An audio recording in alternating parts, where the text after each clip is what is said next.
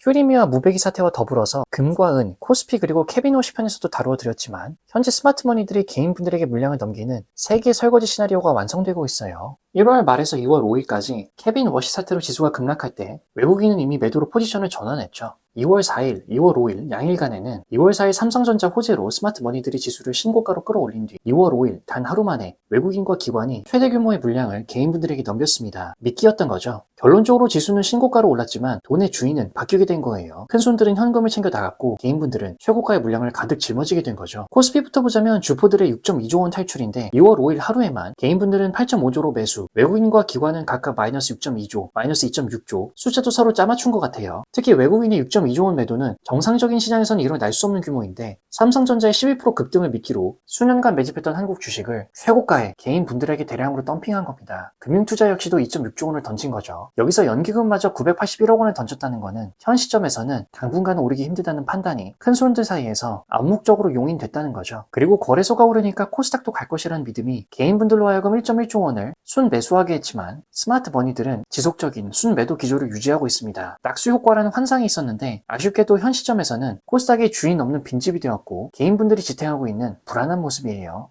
코스닥 시장 같은 경우에 정부의 부양의지와 25년 박스권 돌파라는 상징성은 아직까지는 분명히 매력적인 요소입니다. 코스피보다도 훨씬 덜 올랐죠. 다만 중립적으로 접근해보자면 정부의 의지와 자본의 승리는 단기적으로는 전혀 다른 영역일 수 있는 거예요. 코스닥이 25년 만에 역사적 고점을 뚫었다는 것은 거대한 시대적 흐름인 거죠. 하지만 기술적 분석의 대원칙상 거대한 돌파 뒤에는 반드시 돌파한 자리를 다시 확인하려는 리테스트 과정이 옵니다. 지금의 조정은 정부 부양책이 부족해서가 아니라 돌파가 진짜인가를 시장이 검증하는 과정인 거예요. 다만 만약에 리테스트 구간에서 전고점 과거의 저항선을 지켜내지 못하고 다시 박스권 안으로 회귀한다면 역대급 불트랩이 되어서 향후 몇 년간은 코스닥을 침체기에 빠뜨릴 수도 있는 겁니다. 즉 지금은 정부 의지보다 돌파 지지선이 지켜지는지가 100배 더 중요한 거죠. 정부가 돈을 풀고 여러 복지 보조 정책으로 시장을 부양하고 있지만은 시장이 계속 케빈워시가 장기금리를 밀어 올리고 달러를 수거해간다고 믿어버리면은 한국 정부의 대책은 찻잔 속의 태풍에 불과한 겁니다. 할인율의 저주인 게 코스닥의 핵심은 제약, 바이오, AI, 소프트웨어,